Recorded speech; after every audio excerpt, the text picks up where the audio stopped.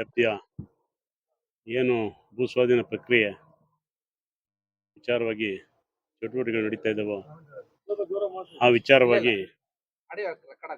ಇವತ್ತೊಂದು ರೈತರ ಸಭೆಯನ್ನ ಇಲ್ಲಿ ಕರೆದಿದ್ದೀವಿ. ಈ ಒಂದು ಸಭೆಗೆ ಆಗಮಿಸಿರ್ತಕ್ಕಂಥ ಎಲ್ಲ ಕಂಚಕಾರಹಳ್ಳಿ ಮತ್ತು ಬೈರಮನ ಪಂಚಾಯತಿ ಎಲ್ಲ ರೈತ ಬಾಂಧವರೇ ಮತ್ತು ಈ ಸಭೆಗೆ ಆಗಮಿಸಿರ್ತಕ್ಕಂಥ ಪತ್ರಿಕಾ ಮಾಧ್ಯಮದವರೇ ಮತ್ತು ಇತರ ಅಧಿಕಾರಿ ವರ್ಗಗಳೇ ಮತ್ತು ಎಲ್ಲ ಸ್ನೇಹಿತರೆ, ಈ ಭೂಸ್ವಾಧೀನ ಪ್ರಕ್ರಿಯೆಗೆ ಸಂಬಂಧಪಟ್ಟಂಗೆ ಸುಮಾರು 4-5 ತಿಂಗಳಿಂದ ದೊಡ್ಡ ಚಟುವಟಿಕೆ ಇಲ್ಲಿ ನಡೀತಾ ಇರೋದು ತಮ್ಮ ಗಮನಕ್ಕೆ ಬಂದಿದೆ. ಪತ್ರಿಕಾ ಮಾಧ್ಯಮರು ಪ್ರತಿಯೊಂದು ವರದಿಯನ್ನು ಅವ್ರಿಗೆ ಇಂಚಿಂಚು ಮಾಹಿತಿ ಪ್ರೆಸ್ ಮೀಟ್ಗಳು ಮಾಡ್ತಾನೆ ಇದ್ದೀರಿ. ಏನು ಇತ್ತೀಚೆಗೆ ಇದು ಒಂದು ಕಾರ್ಯಕ್ರಮ ಶುರುವಾದ ಮೇಲೆ ಮೊನ್ನೆ ಜಿಲ್ಲಾಧಿಕಾರಿಗೂ 6ನೇ ತಾರೀಕು ಒಂದು ಸಭೆ ಕರೆದಿದ್ರು, ದರ ನಿಗದಿ ಅನ್ನೋದೊಂದು ಸಭೆ ಕರೆದಿದ್ರು ರಾಮನಗರ ಜಿಲ್ಲಾ ಕಚೇರಿಗೆ. ಆ ಸಭೆಗೆ ಒಂದು ಮುಕ್ತವಾದ ಆಹ್ವಾನವನ್ನ ಎಲ್ಲರೂ ಕೊಟ್ಟಿದ್ರು. ಯಾವುದೇ ಥರದ ಲಿಮಿಟೇಷನ್ ಇರಲಿಲ್ಲ. ಅಲ್ಲಿ ಎರಡೂ ಪರವಾದ ರೈತರುಗಳು ಸಾಕಷ್ಟು ಜನ ರಾಮನಗರ ಜಿಲ್ಲಾಧಿಕಾರಿ ಹತ್ರ ಸೇರಿದ್ರು. ಫಸ್ಟು 150-200 ಜನ ಒಳಗಡೆ ಜಿಲ್ಲಾಧಿಕಾರಿ ಕಚೇರಿ ಒಳಗೆ ಸೇರ್ಕೊಂಡ್ಬಿಟ್ಟಿದ್ರು. ಅವ್ರನ್ನೆಲ್ಲ ತೆರವುಗೊಳಿಸಿದ್ರು. ಇಲ್ಲಿ ನಾವು ಎಲ್ರಿಗೂ ಈ ಥರ ಜಾಗ ಅವಕಾಶ ಆಗಲ್ಲ. ಒಂದು 30 ಜನ ಹೋರಾಟ ಪರ ಅಂತ, ಹೋರಾಟ ವಿರೋಧಿಗಳು ಒಂದು 30 ಜನ ಫಸ್ಟಿಗೆ ಅಲ್ಲಿ ಸ್ಥಳಾವಕಾಶ ಮಾಡಿದರು. ಆ ಸ್ಥಳಾವಕಾಶಕ್ಕೆ ಒಟ್ಟು 60 ಜನಕ್ಕಿಂತ ಅವಕಾಶ ಕೊಟ್ಟಿದ್ರು. ನಮ್ಮಲ್ಲಿ ನಮ್ಮ ಜೊತೆ ಬಂದಿದ್ದರು, ಅವರು ನಮ್ಮಲ್ಲಿ ಸುಮಾರು ಜನ ಬಂದಿದ್ದರು. ಬಂದವರು ಎಲ್ಲರೂ ಒಳಗಡೆ ಹೊರಟೋಗಿದ್ರು. ಅವ್ರನ್ನೆಲ್ಲ ಆಗೋದಿಲ್ಲ ಅಂತ ಹೊರಗಡೆ ನಿರ್ದಾಕ್ಷಿಣ್ಯವಾಗಿ ಕಳಿಸ್ಬಿಟ್ರು. ಕಳಿಸಿದಾಗ ಒಂದು 25 ಜನ 30 ಜನ ಮಾತ್ರ ಒಳಗಡೆ ಬಿಟ್ರು. ಉಳಿದವ್ರು ನಮ್ಮ ಬಂದಿರ್ತಕ್ಕಂಥ ಜನ ನಮ್ಮನ್ನು ಬೈಕೊಂಡು ನೀವೇ ಮಾಡ್ಕೊಳ್ಳಿ ಟೌನ್ಶಿಪ್ ಅಂದ್ಬಿಟ್ಟು ಹೊರಟ್ರು. ಆ ನಂತರ ಬೇರೆ ಇನ್ನು ರೈತ ಸಂಘದ ಹೋರಾಟಗಾರರ ಕಡೆ ಒಂದಷ್ಟು ಜನ ಬಂದರು. ಎಲ್ಲರೂ ಬಿಡಬೇಕು ಅನ್ನೋ ಇದು ಮಾಡಿದ್ಮೇಲೆ ಸ್ವಲ್ಪ ವ್ಯತ್ಯಾಸವಾಯಿತು. ಅದು ಕಾನೂನು ಕ್ರಮ, ಅದು ಜಿಲ್ಲಾಧಿಕಾರಿಗಳು ಮತ್ತು ಅಲ್ಲಿ ವ್ಯವಸ್ಥೆಗೆ ಸಂಬಂಧಪಟ್ಟ ವಿಚಾರ. ಅದು ನಾವು ಅದನ್ನು ಚರ್ಚೆ ಮಾಡೋ ಅವಶ್ಯಕತೆ ಇಲ್ಲ. ಅಲ್ಲಿ ಚರ್ಚೆಗಳು ಆಯಿತು. ಚರ್ಚೆಗಳು ಆದಮೇಲೆ ಅವರ ಅಭಿಪ್ರಾಯ ಅವ್ರು ಹೇಳಿದ್ರು, ಡಿ ಸಿ ಅವರು ಅವರ ವಿಚಾರವನ್ನು ಹೇಳಿದರು.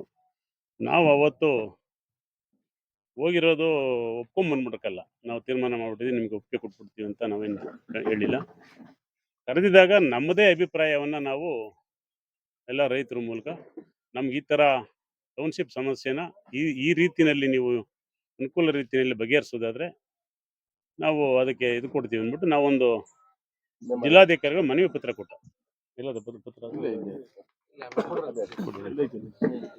ಮನವಿ ಪತ್ರ ಬಿಡುಗಡೆ ಮಾಡಿದ್ವು. ನಾವೇನು ಸುಮ್ಮನೆ ನೀವು ಹೇಳಿದಾರ ಅಂತ ಹೇಳಿಲ್ಲ. ಅದಕ್ಕೆ ಜಿಲ್ಲಾಧಿಕಾರಿಗಳು ಸಾಕಷ್ಟು ಕ್ಲಾರಿಫಿಕೇಶನ್ ಕೊಟ್ಟರು. ಬೇರೆ ಬೇರೆ ಮರ, ಮೂಲ್ಕಿ, ಇತರೆ ಎಲ್ಲ ಥರದ ಇಲ್ಲಿ ಏನು ಬೋರ್ವೆಲ್ ಆಗ್ಬೋದು, ಮನೆ ಇರ್ಬೋದು, ನಿಮ್ಮ ಏನು ರೈತರ ವ್ಯವಸ್ಥೆಗೆ ಸಂಬಂಧಪಟ್ಟಂತೆ ಏನಿದೆ ಅದಕ್ಕೆ ಸಂಬಂಧಪಟ್ಟಂಗೆ ಒಂದು ಕ್ಲಾರಿಟಿ ಕೊಟ್ಟರು. ಈ ಥರ ಇದೆ ಅನುಕೂಲ ಅಂತ. ಅದೊಂದು ವಾರದಲ್ಲಿ ಏನೋ ನಾನು ಇದಕ್ಕೆ ಸಂಬಂಧಪಟ್ಟಂಗೆ ಅಧಿಕೃತವಾದ ಆದೇಶ ಕೊಡ್ತೀನಿ, ದರ ನಿಗದಿದು ಕೊಡ್ತೀವಿ ಅಂತ ಹೇಳಿದ್ರು. ಅದು ಅಲ್ಲಿಗೆ ಆ ಒಂದು ಸಬ್ಜೆಕ್ಟ್ ಮುಗೀತು. ನಮ್ಮ ಕಡೆ ನಾವು ಬಂದು